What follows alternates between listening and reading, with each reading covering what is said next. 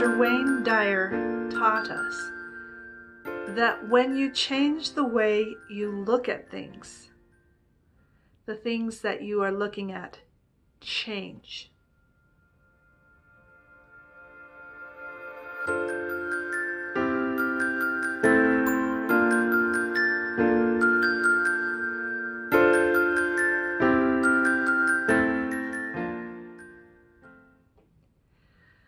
Now, Mr. Dyer didn't make that up.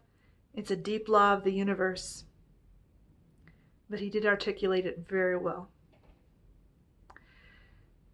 And most of us live life the other way around. We take a look at what's out there and we allow it to change us. Normally not for the best. We're blown about by the whims of the world that we're in.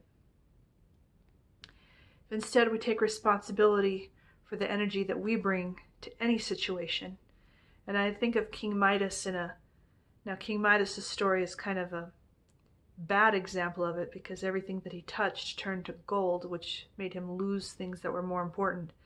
But if you think of yourself as a King Midas for love or King Midas for peace, that everything that you are and everything that you touch turns to peace, okay? Or whatever it is that you need to success or integrity or whatever, fill in the blank of what you want to be when you show up in this world and in your own life. And instead of the world and its forces changing you, who you are is changing the story of what the world is that is around you. And we can call that looking. And it is perception. It is the filter you have. It is the story that you're telling yourself. Now there are things that are out there, but our experience of them is up to us. And I think, again, going back to gold is just a rock, it's a mineral, it's an element. But we've told so many stories about gold. And it is pretty, it's a pretty rock. But it's not really a different kind of rock than anything else. It's every rock is unique. But we've told so many stories that it's money, that it belongs to royalty, and we want it in our teeth or whatever, I don't know. But it's not what it is, because what it is just what it is. It just is. But when we ascribe a meaning or a view to it, a significance to us, and what it does mean to us, whether it can help us or hurt us, and now I'm talking about not just gold, but anything, whether what's happening can help us or hurt us. And when we look at the world today and we see the struggles that there are, we can perceive that as an attack, or we can perceive it as the struggle of birth. Now there's other ways to think of it. There's not just two, but I've chosen to kind of show two opposites as possibilities of how you can see, yes, there's upheaval, but maybe that upheaval is taking us somewhere. It's not just that there is upheaval. What is the meaning of that upheaval for us? And again, it's not just one meaning. It's who you are and what you want to see out of it, and how that's going to affect your life and how your life is going to affect it. And again, bringing this back to world peace. Are we looking at the world with peace eyes? Are we looking at individual people and groups of people and individual, like our own selves, with peace eyes, with our significant others with peace eyes, with our parents and children with peace eyes, our neighbors with peace eyes? Because if we can't do those more direct relationships, then we can't have world peace either. But what are our eyes seeing? Are we understanding where our parents have been coming from? Are we understanding where our significant other is coming from? Can we see it all?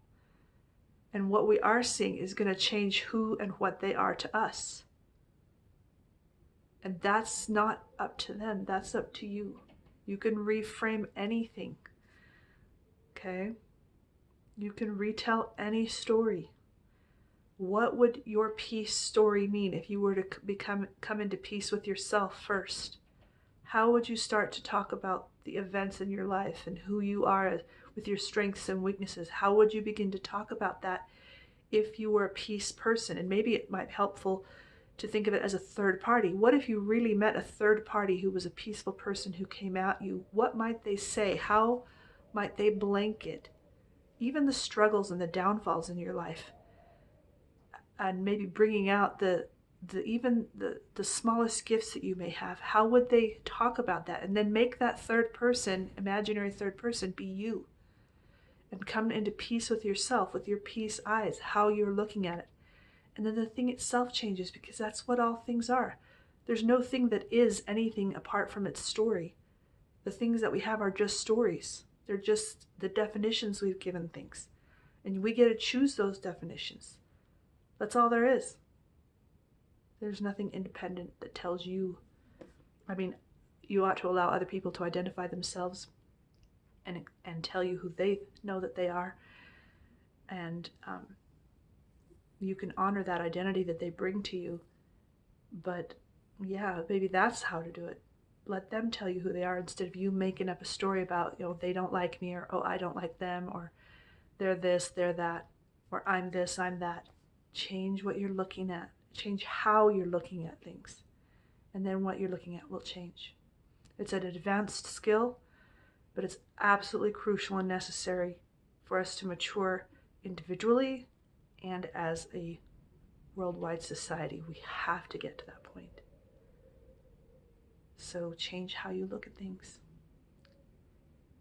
Change into look out with peace eyes and peace perception.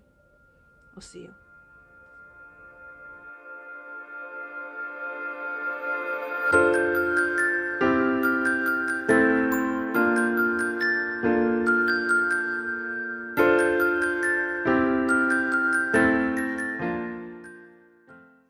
I talk a lot on YouTube.